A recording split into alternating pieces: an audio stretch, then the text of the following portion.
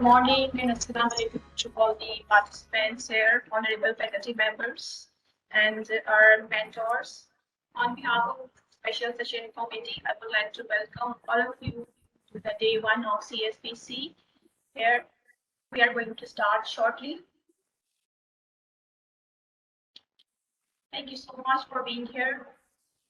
This is the day one of CSPC and we are going to start.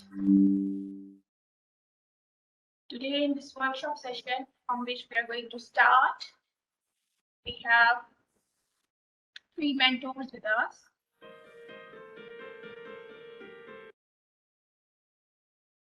I'm your host for this day, Asma Sajid, and I would like to welcome all of you, dear participants, young researchers, students, honorable faculty members, to this first day of CSPC 2022. I hope you can all hear me clearly. So let's just have a look on mentors. Today, please make sure you have turned your mobile on silent mode. Your mic should be muted. And during the activity session of this workshop, try to participate as much as you can by sharing your content, asking questions, and giving answers to the mentors. So let's go ahead. So let's just start the session with the opening remarks by Associate Professor Dr. Chia Yuan. I would like to invite our Deputy Dean, Research, Innovation and Industry Community Engagement from School of Computer Science, Hills, USM. Dr. Chia, please take the floor and please share a few words with us.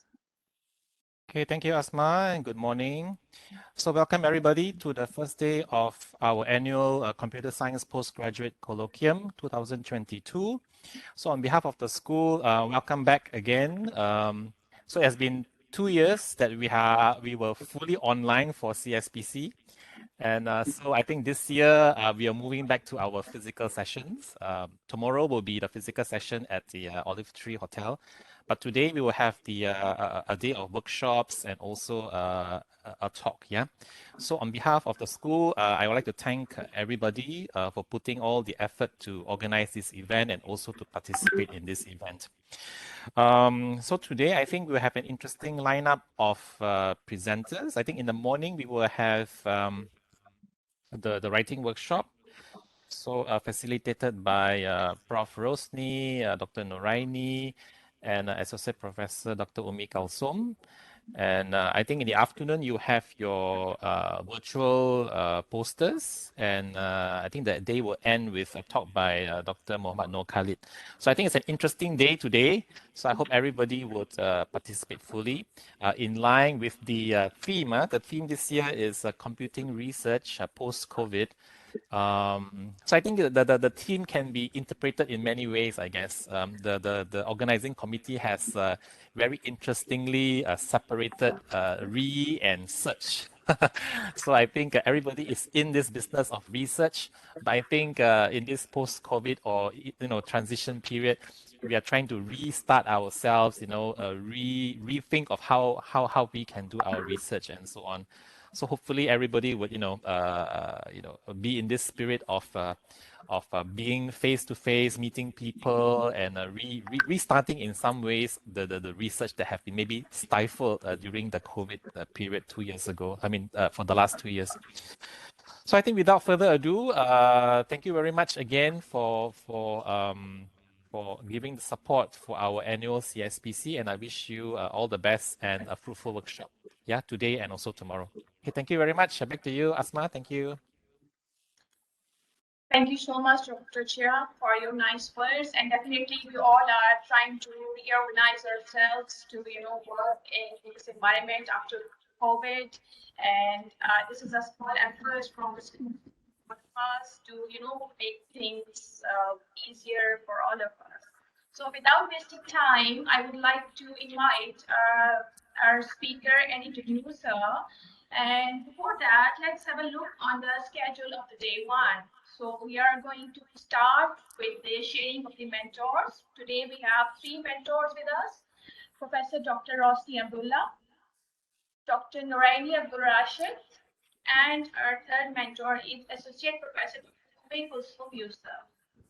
After the session, we're going to have a short break, and after the break, we are going to continue with the activity session. And now this is very important, so please be attentive for that. And then we're going to have a close-up by the mentors, then there will be a visual poster competition presentations, and a short break, and then a talk by our invited speaker, Dr. Muhammad Noor Akmal Khalid. And then we'll be leading towards the closing. So, moving ahead, let's start with the workshop on improving research article writing skills. And you can have a look on our poster. We have three mentors, as I have already introduced them. And so to start with, our first mentor, Prof. Dr. Rosti Abdullah, will start this session. Let me introduce her. Prof. Dr. Rosti Abdullah obtained her PhD in 1997 from Loughborough University, United Kingdom. She served 33 years in USM, and her research areas included parallel and distributed computing and computational biology. You can have a look on her detailed profile, which is very much extensive, mashallah, by scanning her QR code or visiting her website. So I would like to invite Prof. Dr. Rosti Abdullah on the rostrum on the stage to please take over and start.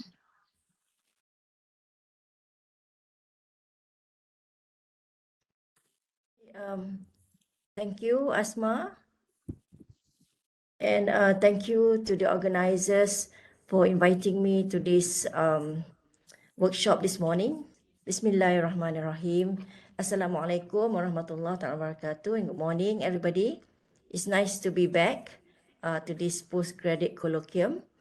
I think it's been a few years since I joined again this postgraduate colloquium. And this morning, I will be, I've been tasked to present to share some of my experience and some tips and guidelines on writing titles, abstract and also keywords. Yeah. Can I begin now, Asma? Yes, Dr. You can please start. Okay, so let me share my screen. Can you see the screen? Yes, we can. I'll try to go to presentation mode. Yes. Okay, good. Okay, because I've been having problems to go into presentation mode with I think Google Meet. So now it's okay on WebEx. Okay. Right. So today we will begin with scientific writing on title, abstract, keywords. So I'll just be focusing on these three items as requested by the organizers. So, okay. What happened to my, I think something's wrong with the diagram. 1 minute, yeah.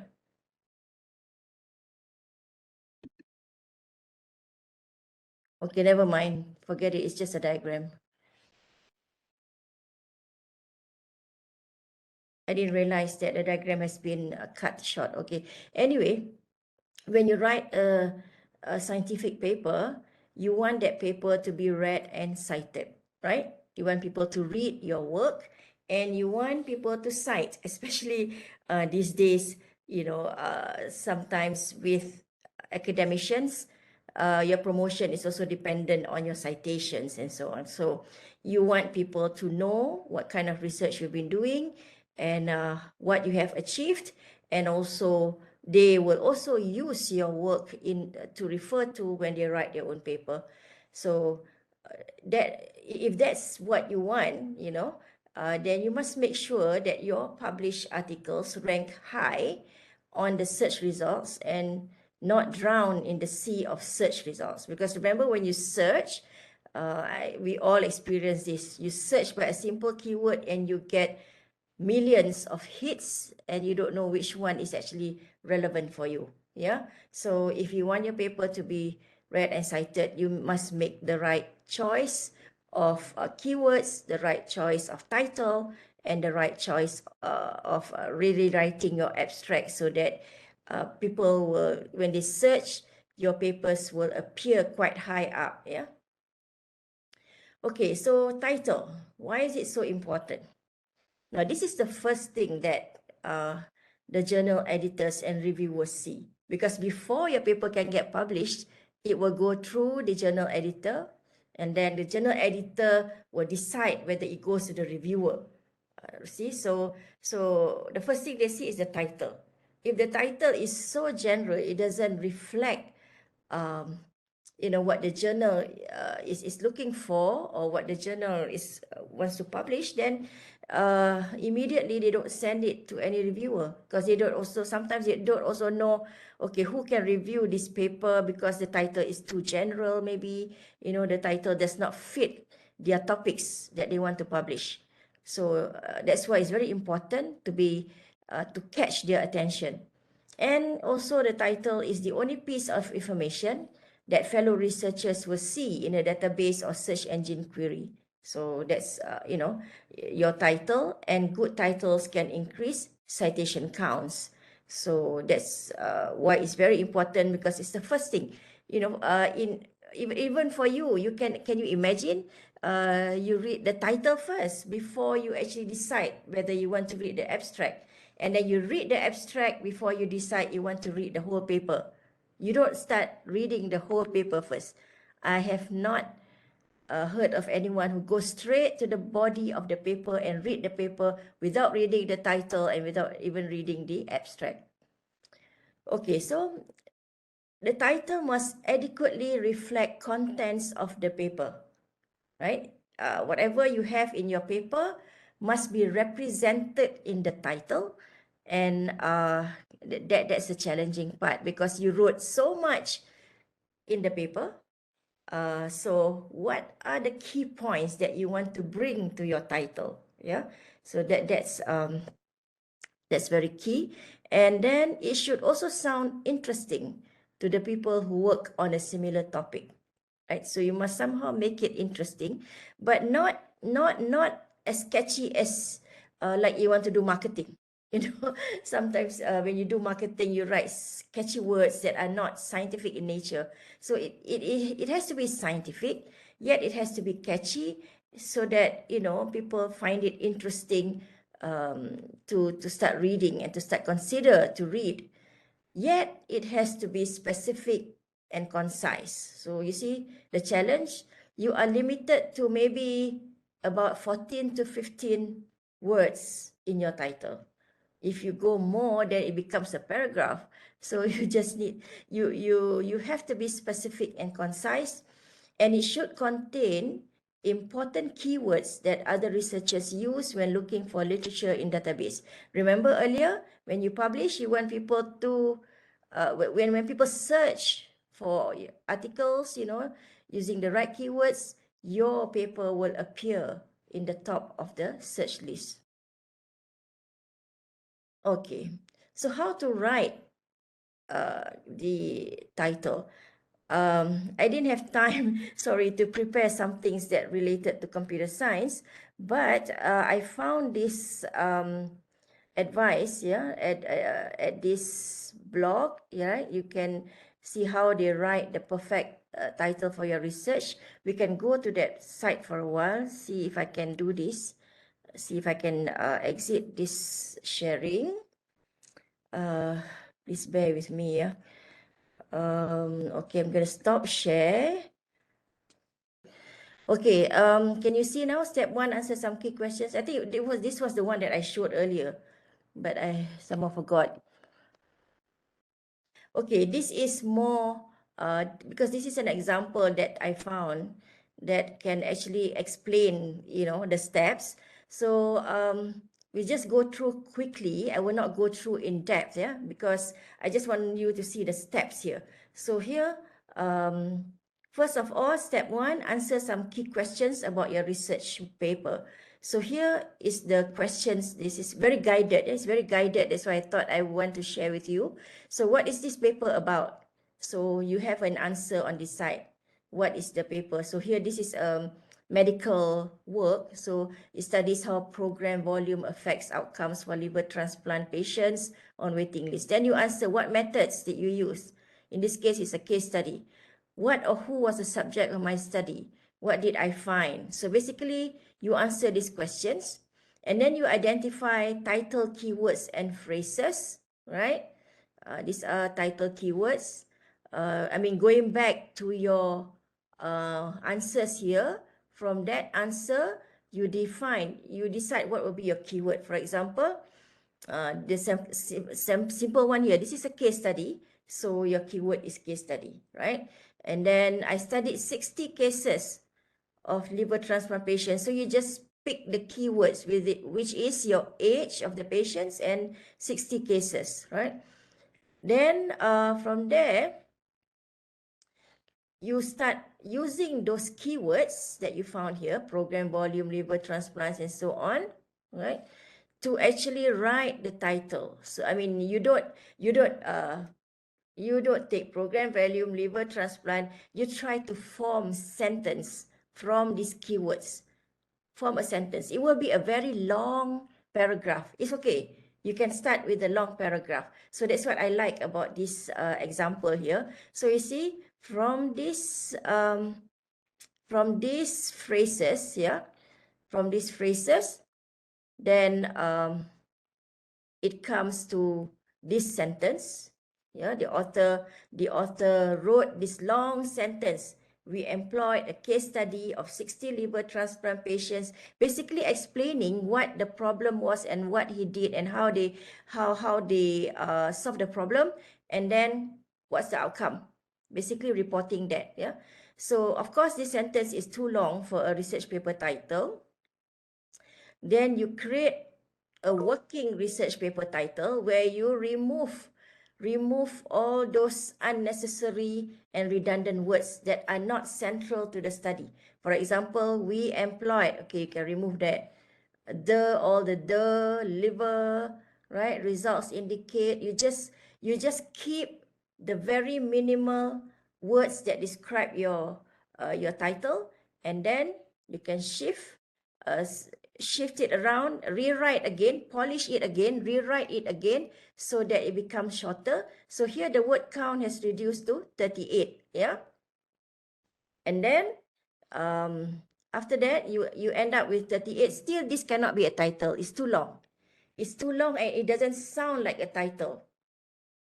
Then you eliminate more unessential words and phrases from the research title, right? And then you see a case study of, you don't have to mention 60 here. In the abstract, you can say 60. So you just say liver transplant patients around US age 2050. Also, it's too detailed. You don't have to put in the title. You can leave it in the abstract. And then, assessing the impact of waiting list volume on outcomes of transplantation. The rest showing a positive correlation is reporting your result, which you can report in your abstract. So actually, when you start writing this, when we do this exercise, you are kind of also preparing for your abstract actually, right? You can also use it for your abstract. So finally, end up with only 15 words. Assessing. So you polish again. You polish again this title and you say assessing the impact of waiting list volume on outcome and prognosis in liver transplantation patients. Okay, so that's the process that you can go through. You can read this example later on your own. So now let's move to the slides. You can still see the slides, Okay, so whatever you do earlier, actually you can also apply to write your abstract, because you were actually answering questions that are quite similar to what you have to do for your abstract. We will see that later. So the abstract, why is it so important? Okay, it facilitates electronic database indexing, because you know, when people search for paper, title alone is not enough. You also need to read the abstract, and it highlights the key points of the paper. We saw earlier the title you cannot put everything in the title. So the abstract will tell more of what the title was trying to say. And for proposals, it indicates the intended direction of a study. Because when we write abstract, we write it for different reasons. One is for your thesis, one for your paper. And when we apply for research grants, we also write research proposals where we also have to write abstract. So the abstract in research proposals will indicate the intended direction of a study. And it provides the scope of a study so that peers can decide whether to review a manuscript. So when your paper goes to a journal editor, the editor will read the title. As I said earlier, if the title kind of rings a bell to him and he says, oh, this is suitable for this journal, he will go on to read the abstract, right? Then that abstract, if it doesn't reflect what the journal is looking for, then they will just say, no, they will reject directly. Yeah, they will reject directly and not even bother to read the paper. Because why? They have so many submissions to look at. They can't afford to read the paper. So they eliminate at that stage itself, in the very early stage. And also, it is screened by editors in the first round of the editorial review process. Yeah, I was telling this earlier, yeah. And skimmed by other academics seeking potential sources to cite or read further. So other academics will also be looking through abstracts. You do that too, right? When you want to write your literature review, you see a title and you think, okay, this title may be relevant to me. Let me read the abstract. So you read the abstract, and then only you decide whether you want to read the rest of the paper. So you see how important the abstract is, and it should be something that you really pay attention to. It's not something that you at the last minute just write an abstract, but you take it so lightly to write that abstract.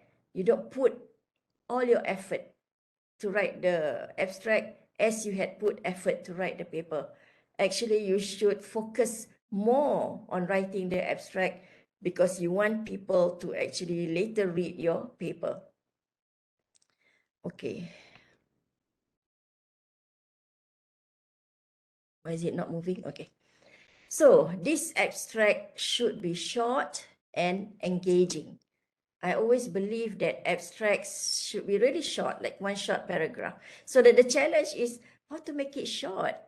You can follow the earlier guide that we looked at when looking at titles, because as you form that long sentence can be your abstract actually. If you're smart enough, you just juggle that to become your abstract later, because it's still answering questions that we will see here. Yeah, what should be in the abstract, and it should be engaging. Engaging means you want people to read.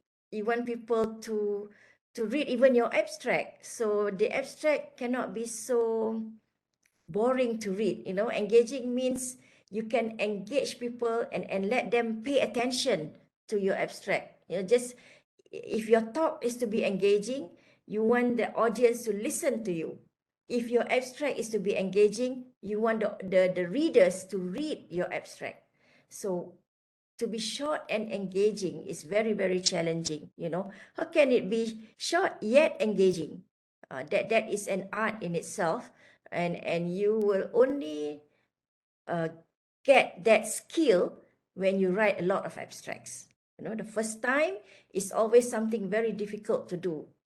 Okay, we don't expect you in your first attempt to write a paper to be writing a good abstract already. I mean, if you have the talent and all, by no means, right? It's good if you can write that in your first try. But normally, we all go through a learning process, and it only comes to us after many times of writing abstracts. Yeah. So, what should be in that short and engaging abstract? You should start with the motivation. Motivation here is telling the big picture. What is this problem that you're looking at? What is it? And why do we care about this problem and the results of this work? So give a brief background and a big picture significance, right? So very general, yet focus on the work that you're doing. And then you go to your problem statement. Why your investigation is essential to filling a gap in the current understanding of the topic, right? So that's the problem. And approach, briefly describe the methods you use, whether it's qualitative or quantitative, empirical, theoretical, whatever models. So you describe your approach, and then describe your results. This is where because you only have to state your key findings. Sometimes students are overexcited. They write the whole lot of their results there, which is totally unnecessary. So what will be your key findings? Just say that, because if the key findings is enough to attract the reader to read, then they will go to the paper and search for your results, the rest of your results, the detailed results. Yeah. So you have to think of how to engage them so that they will read your results. So maybe you want to say that the results you found has improved by 10%. Wow.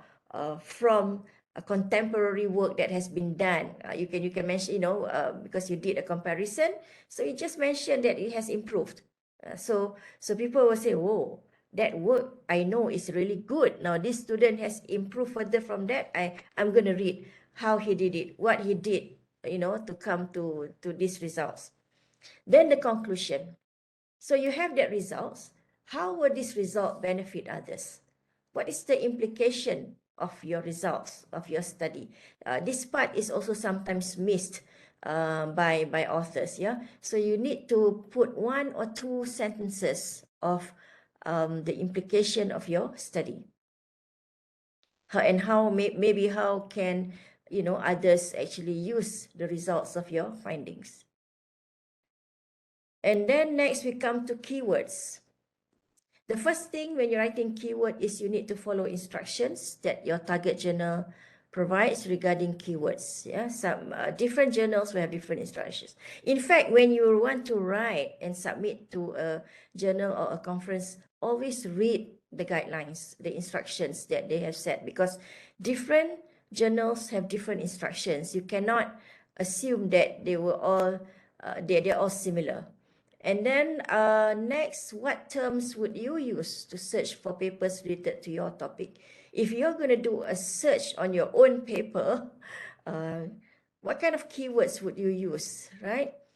Or you want to search for something similar to your work, what kind of keywords would you use? So that's another guide, another tip. And today, we normally search by phrase or complete sentence to narrow down the search. So if possible, choose keyword phrases that comprises 2 to 4 words. If you just give one word, you just give one word. Is what can I give an answer? You just say cryptography. But your work is on quantum cryptography, but you just write cryptography. Then if people search cryptography, if people search, they will not find your work, or your work will be there, but will be, at the bottom of the list maybe. It will not be at the top of the search results. So we want people to search by quantum cryptography, because that was what you did. You did work in quantum cryptography. Do not use terms already present in your title. Don't repeat, because the search is going to search for title and also for abstract, right? If you start using terms that is already in the title, then it's redundant and you wasted one keyword already. And keywords should not be too broad. Focus on key concepts covered in your abstract, right? So you should not give too general keywords. Try to be very focused on your work, because your work itself, I'm sure, is not a general kind of research. You are working on something very specific, so give a specific keyword, yeah, for your work. And finally, what you can do is you can test your keywords before submitting your paper. Test your keywords and see whether you will get similar paper that you have been reviewing for your own work earlier. Yeah. Okay, so I think I've come to the end. Writing is a learning process. The skills can be acquired through practice. I mentioned this earlier. That's the only way to actually acquire the writing skills. If you don't write, then you will never be good at it, right? So that's why you see here, this is a quote I've taken. Practice, practice, practice writing. Writing is a craft that requires both talent and acquired skills. You learn by doing, by making mistakes, and then seeing where you went wrong. So don't be scared about making mistakes, because that's how you learn. If you don't make mistakes, you don't learn. So don't feel bad that you have made mistakes. Don't feel bad when you get a bad review from the reviewers with so many corrections. Sometimes students feel, oh no, so many things that they comment. Don't worry, it's a learning process. So read each of the comment made by the reviewers and learn how you can improve it. The next time you will find that your corrections is getting less and less. The comments is getting less and less. Okay, so that's from me. And I'm not sure, we were supposed to prepare some assignments. So my simple assignment will be to choose a research Okay. problem that you're working on and write the title. Excuse me, Professor. Yes. We can share this assignment for the later session, which is Oh, about okay. All right. to start. Okay. Yes, yes. Okay. So I'll end here then, because that's all I have. I even forgot a thank you slide. Sorry, I've been a bit busy this month, and that's Thank you. the best that I can share. I hope it has been fruitful. But if you have any other questions, then you can ask during the workshop session. Thank you so much for your short yet engaging talk today. And definitely we have learned a great deal that how to share, how to create a catchy abstract, having more interest in that. Now I would like to invite our next speaker, Dr. Nuraini. Let me introduce you. Thank you very much, Asma. Let And us thank you. just have a Thank you. profile of Dr. Nuraini. Okay. Yes. Dr. Nuraini has received her PhD degrees from US and Malaysia, and she has 25 years of research experience as associate professor, and she has published over 70 reference papers in bioinformatics, string matching. Her interests include information retrieval methods, biological big data mining. You can have a look on her detailed profile on our website or just scanning the QR code. So I would not waste a little bit more time. Over to you, Dr. Naraini. Thank you so much. Okay, thank you so much, Asma. And thank you to organizer who invited me to give and to share my experience. First of all, I've been around almost 30 years with USM. I think a short of 2 months before I retired. And then I joined Princess Nora for 2 years. So I think in the poster it puts that I'm an associate professor in Princess Nora. I'm no longer an associate professor there. So I'm now an independent researcher. So let me share my slides and then I'll go into it. Okay. Yes, You can see now? Yes. Okay. So the theme of this research is improving research articles and writing skills. And I think it started with a very good talk from Prof. Rosni, which is very engaging. And I also learned something from there, because the process of learning of a researcher is, it never ends. That's why, although I'm already retired, I'm still learning. So let's go to the first. Okay. Now, Dr. Rosni have given about how you should do the title and also the abstract. So the second part, after when you do literature review, actually, when you want to do literature review, the first thing you search is title and then you read the abstract. After you filter the title, then you go to the abstract and then you filter the abstract. The next thing, if the abstract is interesting and it is something that you want to do, so the next thing you do is to the introduction and then to the conclusion. So actually you never read the whole paper until you have read this, the title, abstract, introduction, and the conclusion. Okay. But first and foremost, let us go to a very basic question, why you should write. Okay. Dr. Rosni have given some brief reasons of why you should write. So I just go through this very fast. The first thing is that to tell the world what you did, so you can let the people use it and there's a higher chances of adoption. As you can see, currently there are many AI applications into many apps. Okay, for example, let me give you a few that is very helpful to a researcher. For example, have you all heard about Scholarly? Okay, Scholarly is an application that actually summarize what you read. So it's a good start for experienced researcher. Actually, I would not advise for new researcher because it's a shortcut actually to filter papers. Okay, behind it actually there's an AI application that actually extract and summarize the paper for you. Okay, let's go to another application, for example, elicit.org. Okay, actually where it will search the paper for you and summarize. Actually, it gave you a summary of what those papers are. So you can take it from there and start your research review. Behind it is actually there's an AI algorithm or machine learning algorithm that actually doing that.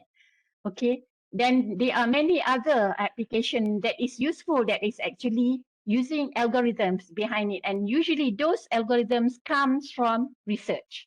Okay, so the research will be published and then the researcher or it will go advanced, then it will go through the whole cycle until it produce an output. Okay. Writing is also will help you in clearing your thoughts, and also okay, so it is always advised that before you do a research, you always start with writing. Okay, for example, when I started my PhD, I actually have a whole folder of mock thesis. So where I have sections and I put empty papers in those sections. Okay, so when I have content, then I will take out the empty paper, then I'll put the content in there. And then it will improve until you produce a thesis. So when producing I will skip the other two, okay, because I think Prof. Rosni has given some tips on it. So let's go directly to, before going to the motivation or the introduction, let me give you a brief about the IMRAT structure of a research paper. So this is one of the structure. I think it will be touched by Dr. Umi, and maybe there are many other way of structuring a research paper. So this is the IMRAT. So what I will touch is actually the introduction part. So the introduction part, okay, so I will touch only this, okay.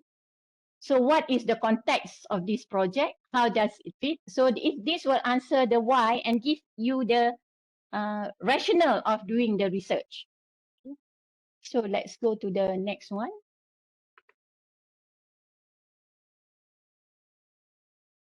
Okay, stop annotating.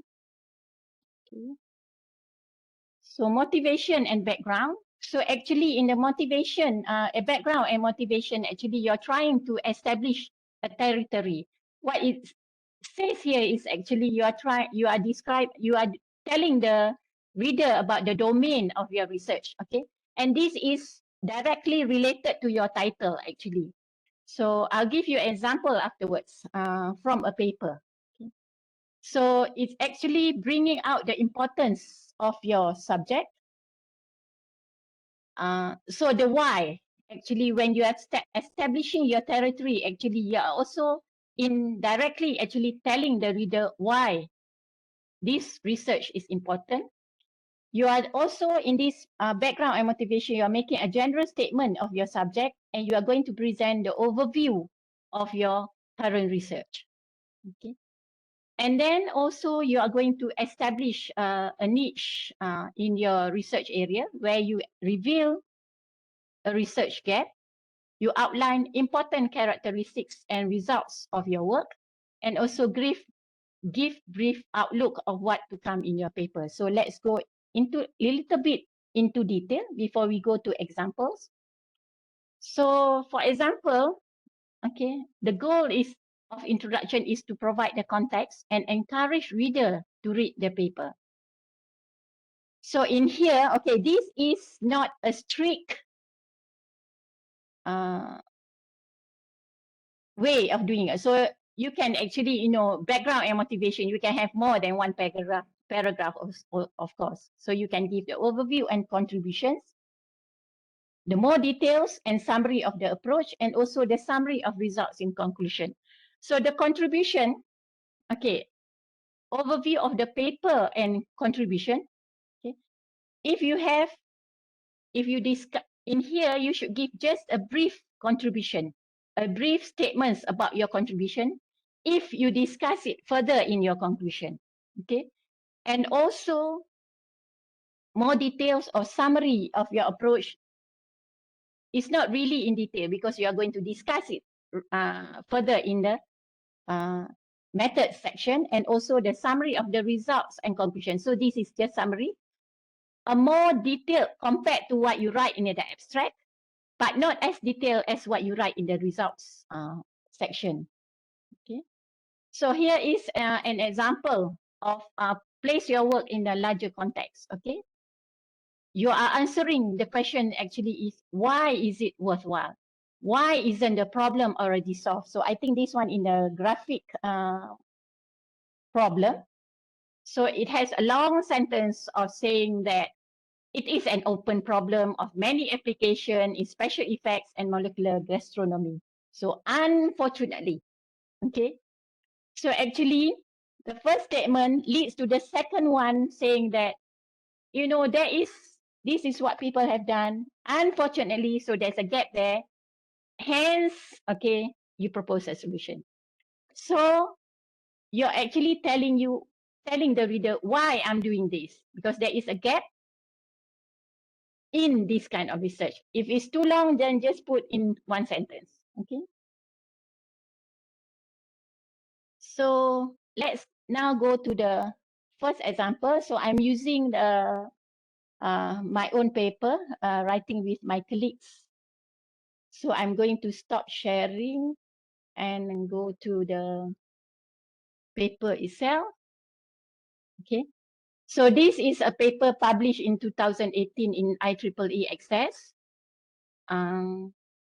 So the title is, so in here, from the title, you can see that this is the domain of application is actually breast cancer. It's not just breast cancer, it's breast cancer recurrence.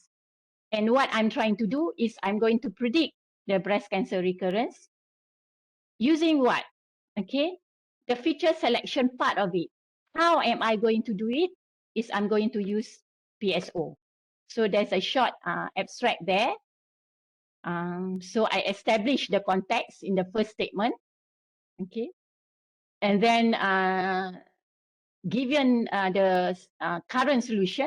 Okay, and then what I did. Okay, so there's not so much of details in there, but I give the keywords. For example, what algorithm is used. Okay, let's go to the introduction.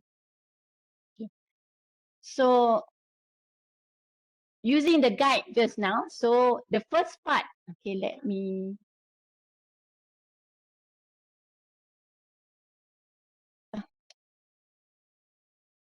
I actually want to annotate. Okay. So the first part, a first few paragraph is actually establishing the context. Okay.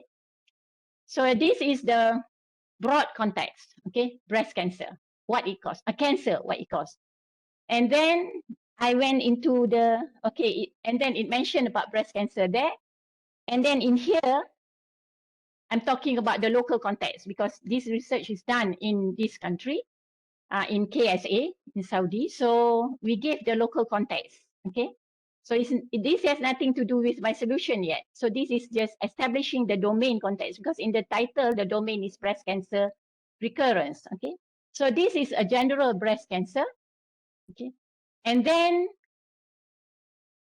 we go into the recurrence problem.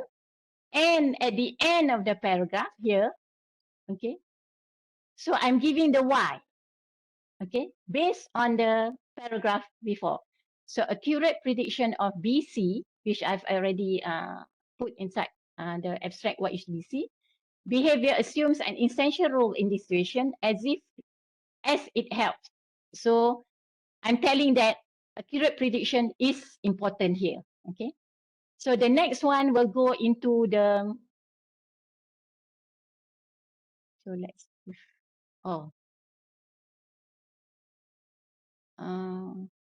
I can't see my paper. Can you see my paper? Yes, we can still see your paper. Yes. Oh, why I can't see? Yeah, we can see your paper. Can? Okay. I can't see, so I'm not sure what. Let me end the show. Okay. Let me go. I'm not sure what happened because I can't see my paper. Okay. I'll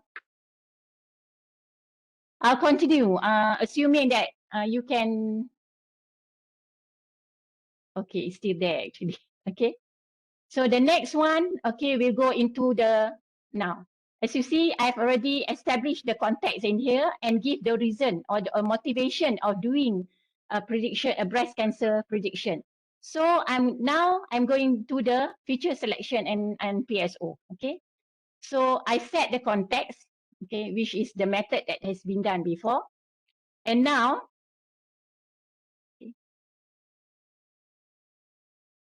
so here is the why or the motivation of using data mining in this particular research.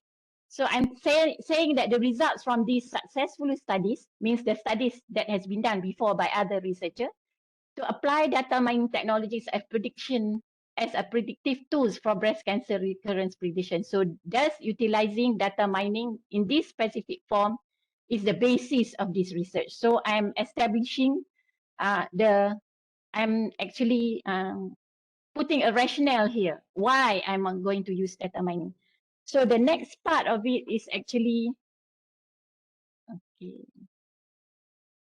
The third part is actually about the data because I'm using feature selection and feature selection is related to the data, okay, to the dimensionality of the data. So in here, I'm telling why there is a high dimensional data and I establish the reason why I want to use. Okay, so there is a journey. So the high dimensionality of data makes a reason. So this is the motivation of using feature selection. And the last but not least in this paper,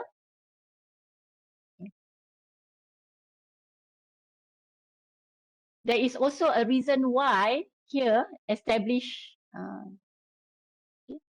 most of the traditional features select most relevant non-redundant but disregards the functionality. So this is actually, and then I give the reason, I mean, what I propose and what I'm going to do in this introduction. So as you can see, this is somewhat, okay, I did not put a result in here or my contribution in this particular paragraph. So I discuss the contribution at the end. Okay? So this is an example of this is the first example. So let us now go to the second example. So I'm going back to the, okay, second example. Okay. So the second example is another paper written by PhD student, okay, now a Dr. Raid, okay, supervised by Prof. Rosni and myself. And this research is published way back in 2010, okay. So let us go to the introduction part of this paper. So he gave a lengthy context, okay. He's trying to establish the context of this paper. So the title, okay, is a comparative taxonomy of parallel application for RNA secondary structure prediction. So the domain, the application here is actually RNA secondary structure prediction. Okay? So this is a comparative study actually. So here, he gave a long and lengthy example, but then, okay, it says due to the constraint, okay, so it started going why why the study in computer science is important. So this is not about comparative, okay, this is about the study. So he established the why in here, okay, up to the process. So become up to here. And then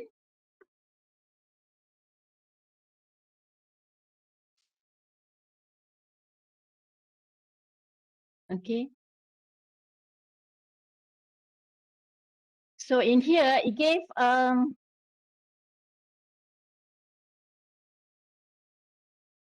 okay, so in this here it did not give actually the schematic study is actually of what he wants to do in this paper. So with all the lengthening of with all the context that he has given, he is establishing why the importance of the studies, and it's actually in this paper. So it briefly says that in this paper we are going to do comparative studies. So actually he highlighted the why more in the contribution. Okay. So let us go next to the, okay, let me share my PowerPoint.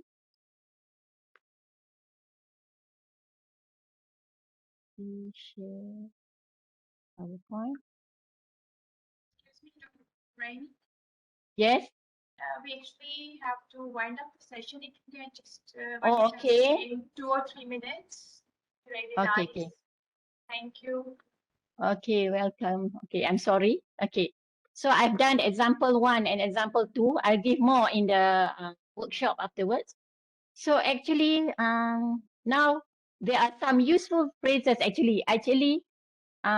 You can go to this website, okay, and find useful explicit phrases that will tell you how to write actually to introduce your work and to write a motivation statement. And the last, okay, I will conclude and won't give example in this. I'll give example in the workshop if needed to. So the significance of the studies actually will be written inside the introduction with 1 or 2 statements that started, for example, this research will contribute. So usually as you practice, just like Prof. Rodney said, this is an evolution of practice, okay, to get the skills. So you start with this research will contribute. Later on, you will say that PSO, blah, blah, blah, blah, will, enhance or will improve the confidence. So, and the study aims or your algorithm, blah, blah, blah. So these are the significance. These are the some of the keywords that will be used in the significance. I think with that, I conclude the session. Thank you. Okay, back to Asma.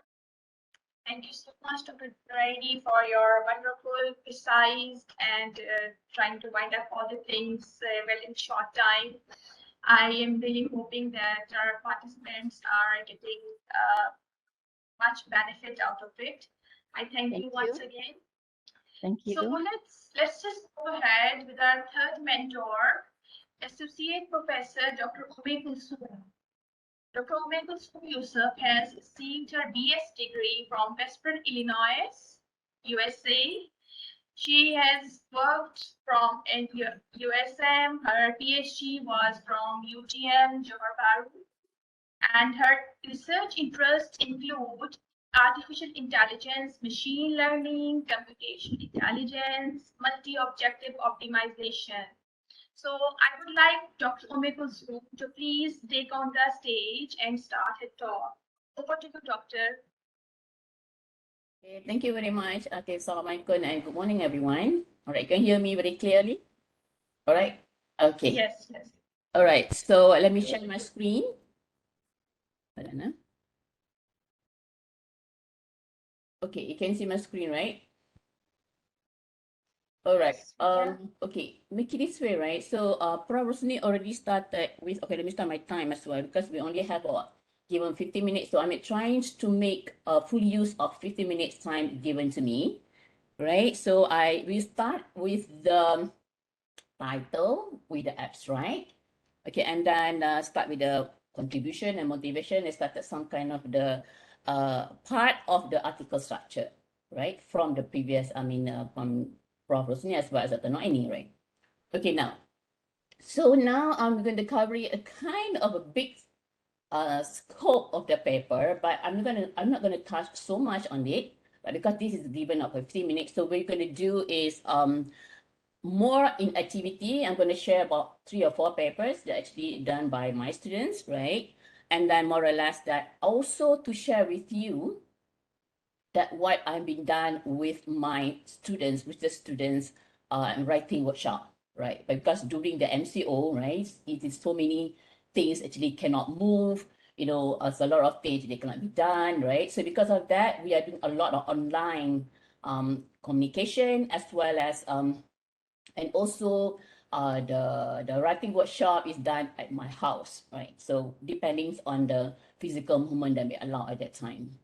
All right, so so I will share with you a little bit later in the practical session, right, on the what is the structure of the paper and then how actually want to go about.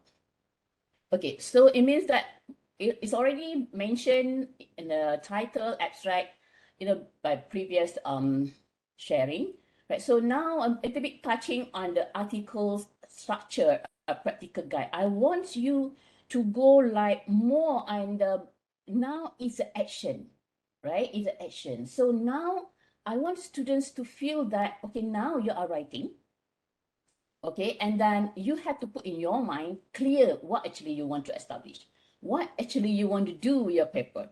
The reason why I said so, right, because I found out when I review my students' work, my students' paper, right, so sometimes this kind of thing being like swept away if you are not being you're not being careful about it. So what happened like yesterday's, right, I asked my student, okay, now maybe put it somewhere, write somewhere, you know, maybe, you know, you're going to put in front of computer or something like that to remind you when you're writing a paper.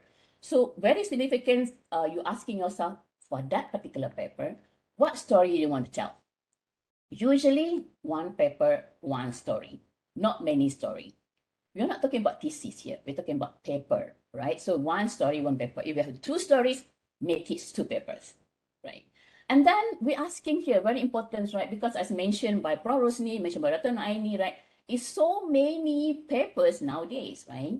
So it's a very important also for you to write down somewhere, right? What is the significance of your story? Okay, and then write down also the important element to focus.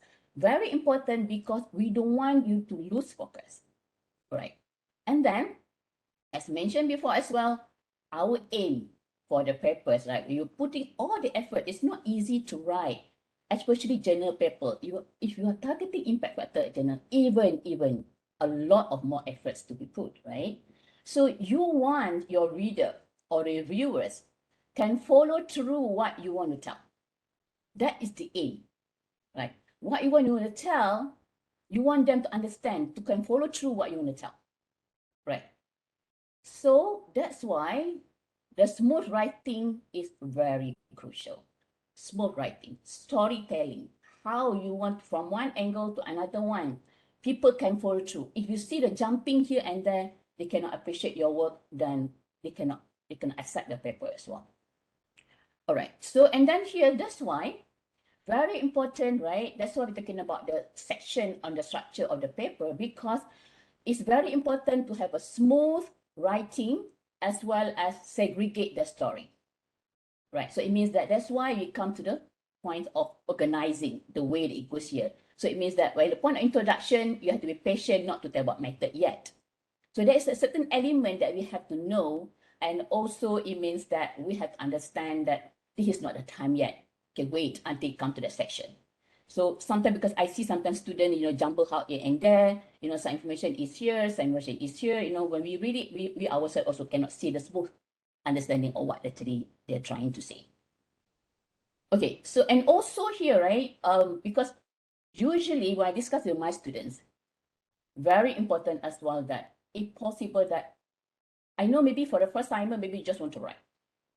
But if you're already ready to submit, all right, so you have to understand that where do you want, who you want to deliver, maybe who actually listening to you, who actually, in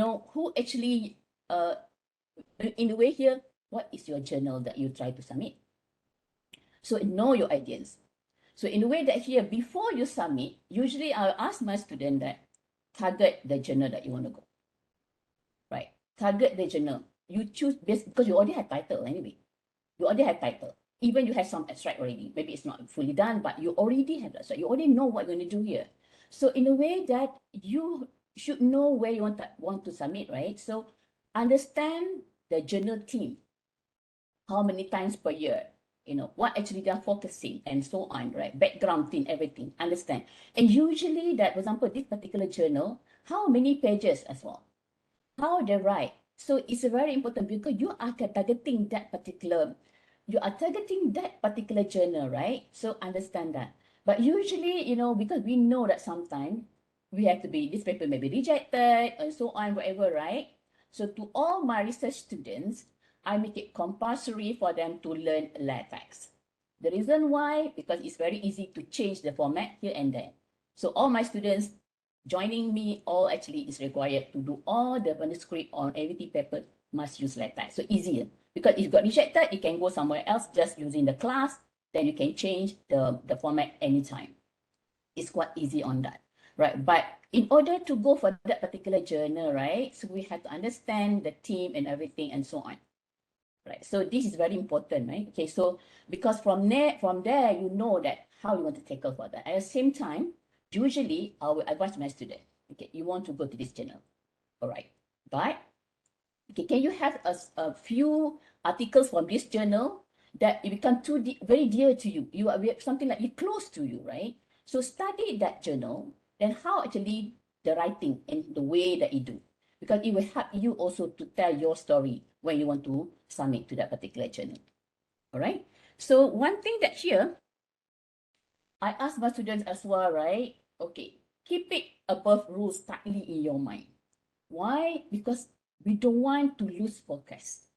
So while you want to write, you always go back. Okay, this is story that I want to write.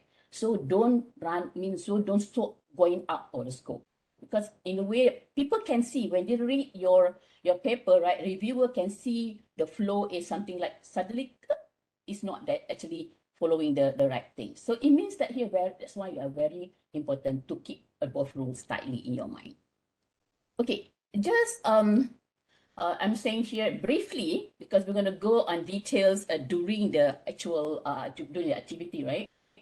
So article structure is most common. I think most of the people already used to it, right? So maybe for the new students, maybe new, but somehow or another, they're asking whether is there any way other than this? Yes, of course, right? So I'm talking about the most common one, right? So of course, before that is abstract. Okay, and then we always start with the 1.0 introduction, and then 2.0 problem description, 3.0, approach and methodology, and then 4.0 is maybe we call it experiment and result analysis. Sometimes experiment different, sometimes the analysis is different, but sometimes they combine together. So computational because sometimes you use computational approach, right? Experiment and analysis, and then concluding remark or maybe conclusion. And then usually if we have a grant, don't forget to put acknowledgement. Even if you don't have a grant, also we can acknowledge the USM and so on. And then talking about references. All right. So brief one here, right? So introduction, as mentioned, quite lengthy by Dr. Noaini just now, right? Good introduction. So that's why usually we want to know your title first. Of course, the title can change anyway, depending on the content, right? But somehow or other, your title is very crucial because we started with the title. We started with the abstract right now. So in a way that we already have an idea what abstract is supposed to be. So the introduction have to, should cover every word in the title. Every word, describe, not talking about taking side. It means that you are not biased. You are telling about every word in the title. Don't forget about it. You one paragraph maybe to mention about the story about the title, every word in the title. And then that's why, very important as well, because sometimes I realize also students, right, they will started something that detailed or the method example on the first paragraph. Very important, you start with the general information about the title first. Usually, we will go under domain, problem domain, general problem domain, and then sub problem domain, and so on. And then you go until you're touching on the methodology, blah, blah, blah here, then go deeper, right? At the end of introduction, right? So then we will go and, we will go, people usually like reviewer, right? You will see, of course, the title. They will see the abstract. Okay, and then after that, they agree to review. And then when it comes to introduction, what's the first thing they will do? They will see that at the end of introduction, you're going to write the potential method or approach that can solve the domain problem. So this is objective of the paper. Example here, right? So let me, place my screen here. Let's see here, example here, right? So usually we will go, this is the one of the example paper, right? Okay, this title. Okay, and then this is 2021 papers, right? And we go, usually we'll go, okay, this reminder, right? Reminder of the paper, we don't see this organized, whatever. We will see this point. Okay, so what actually this paper is all about. So it's very important, guys, right? So it means that you have to address your contribution and also your objective of the paper here. So because usually we will go at the end of the introduction, I will see this. If we are not clear this, then usually we are not interested to go further. Okay, and then so here, I think usually about 1.5 pages, estimate depending on the journal style, right? So that's why, again, I'm mentioning that you should learn the journal style, journal theme, and so on. Should learn that. The style, sometimes style is the typical. You can feel it when you read few papers from the journal. Okay. And then problem description, I go briefly because I already have about 2 minutes, 45 seconds here. So in a way that here, problem background and a formulation, this is more or less telling about what is the problem it's all about. Okay, be patient at that point. You are not talking about your research approach yet. Okay, I'm mentioning here, right? The reason why sometimes students are so, excited. Okay, I'm telling that, oh, I'm going to propose this in a way, right? So be patient. Your research approach will be coming after this. Okay, so it means that you state the problem description, the domain problem, the title, right? In the title. What is in the title, what's the domain problem? So you state that, and then what is the problem that happening in that particular domain? Had to be explained that. Okay, and then you have suggestion to include notation or maybe addition variables or problem description, and maybe also performance measure and constraint, depending on what actually you want to cover, right? So again, I mentioned that you are not going to mention about your proposed work yet. All right, now we go with the approach methodology, simple things, Now, well, this is the time you are spending about your proposed work. Organize it nicely, right? Because where you explain about your work, make it light and how it works, and make it like something like people can understand what you are trying to say.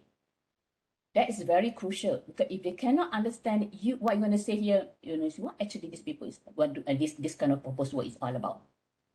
So this is the time actually you have to some kind of organized, and then usually the 3.0 usually quite long because you're going to tell your work how actually it works. Okay, usually the paper quite long, right? The longest among all. Okay. All right. So parameter setting you're going to pick here as well. If let's say you're going to involve some kind of parameter setting in your paper.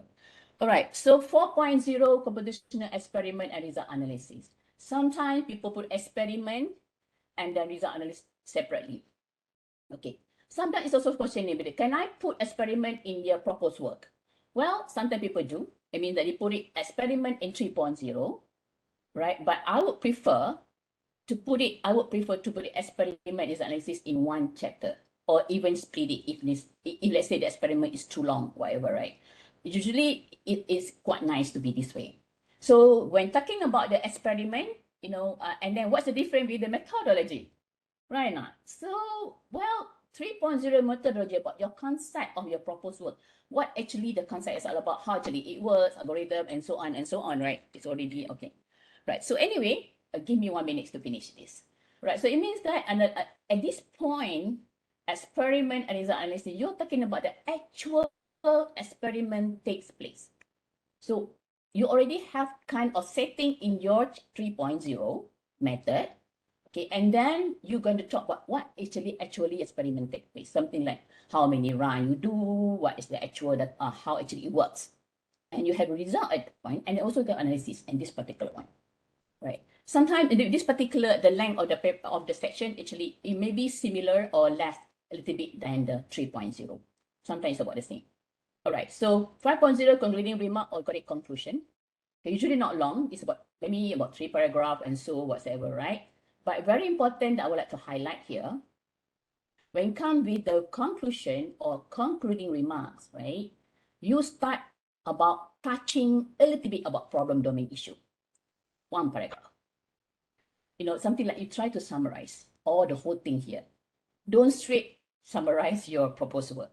Go touching a little bit on the problem domain issues, right? And then you will continue with what your proposed approach able to do, right? You're not explaining about your proposed approach, what because you're already explaining in 3.0. You are explaining about what actually your proposed work able to do. I mean, at the end of the story, right? So, and then what is the general result that have been achieved? You're trying to summarize that, or what's so good about, something like contribution. It's a bit like you're going to summarize the result that we achieved, and you're going to talk on the future works. Okay. And then usually we don't forget about acknowledgement. The grant and everything, you will not forget about it. It's very short. It's about 1 paragraph or 3 sentences only. Okay, and then references, then we're talking about, well, how many references? It's a question that people say, how many references actually is good? I mean, is enough for the journal? Okay, and then usually our time as students like this. That's why I say that you already have target journal. Study that journal, see whether how actually the references is all about. Get roughly the ideas from there. Then from there you can embark, how to plan for your paper.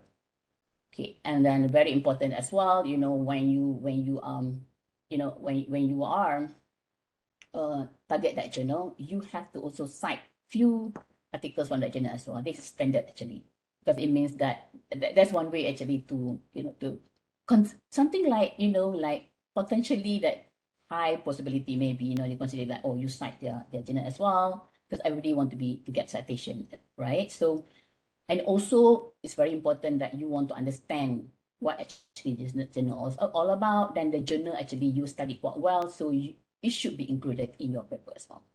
All right, with that I will end my sharing here. Okay, and then document below I will share later. Actually, this is the one that is going to be shared with you guys, how you're going to go with the activity later on. Then this is the one that actually this particular document that actually I'm been doing it for my students when they're preparing their papers. So when they are sending me their draft, they also had to submit me this thing. I want to see the flow.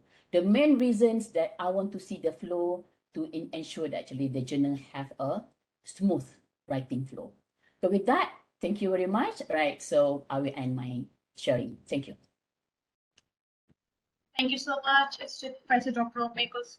Indeed, it was very precise overall structure of the paper. I'm sure the participants would have a lot of questions for you, and they can ask in activity session. Thank you so much for your talk. Now, I would like to thank our honorable mentors, Prof. Rosni, Dr. Nuraini, and Associate Professor Dr. Ume Kulsoom. Thank you so much for your non-stop guidance to all of our participants during this activity session.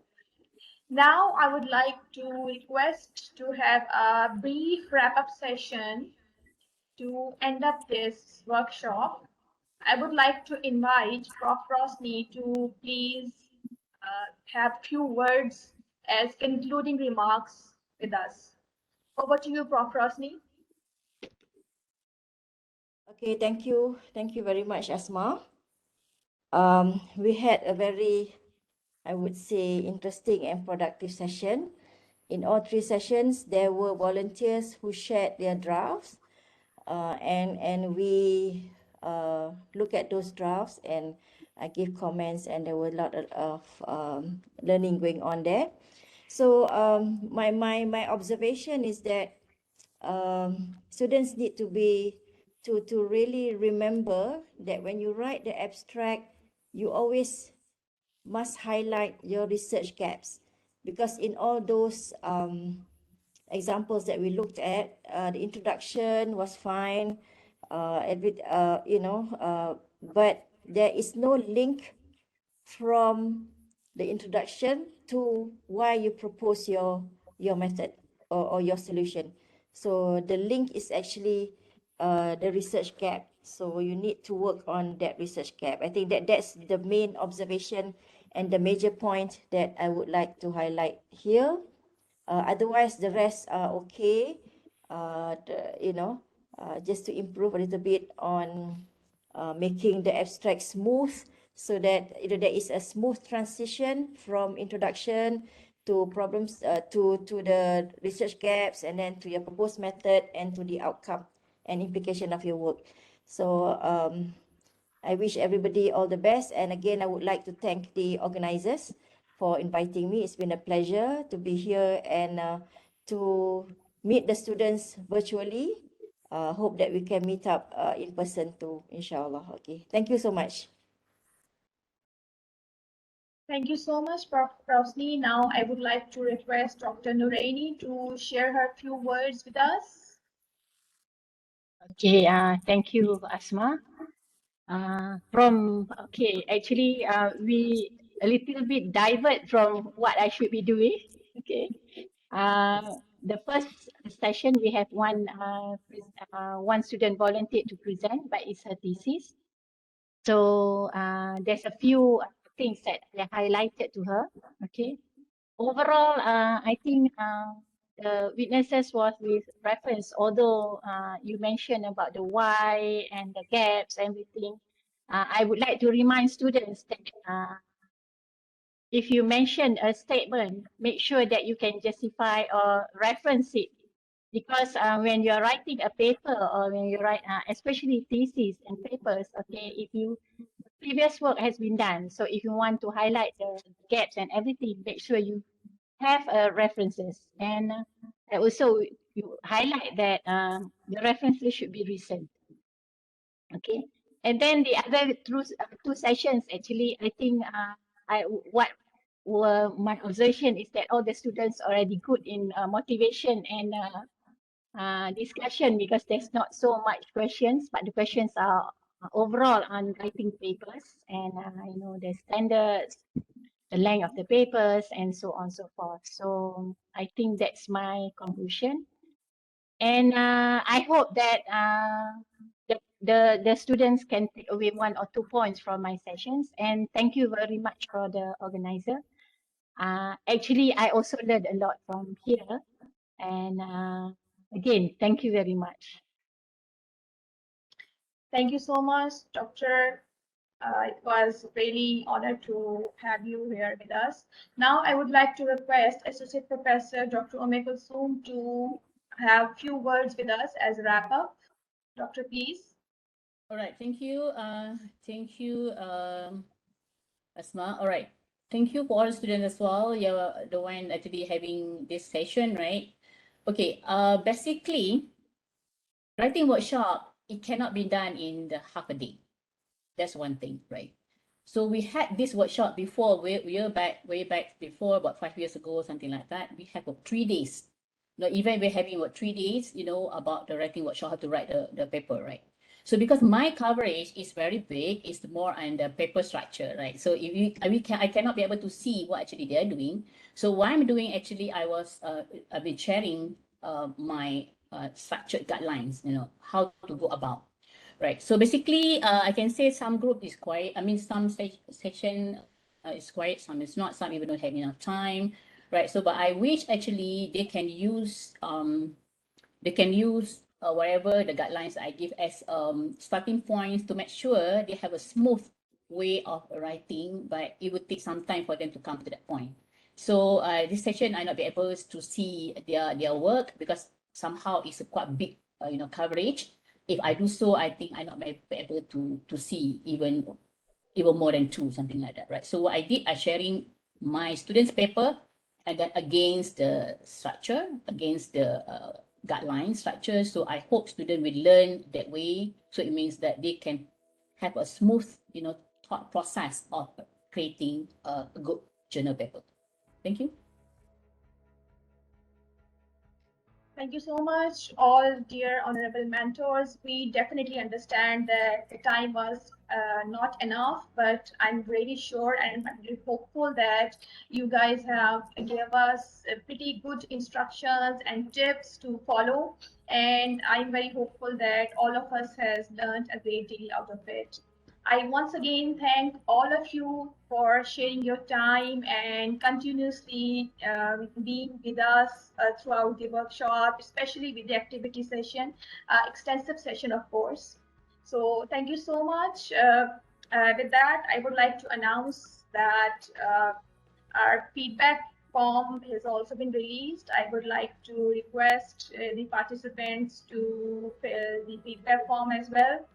And with the next session of us, we would be having a poster presentation after the break. There is a break of from 1 p.m. to 2 p.m.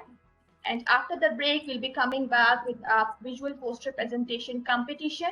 So stay tuned with us. And then after the competition and break, we will be having another interesting talk by Dr. Muhammad Akmal that is definitely not to be missed. So I really hope you guys do come back. Okay. Thank you very much. So before we go, we have another important thing to do. Let's have another group photo. I would like to request all of the participants and honorable mentors and faculty members to please turn on their cameras so we can save this very special moment and remind it of it later on.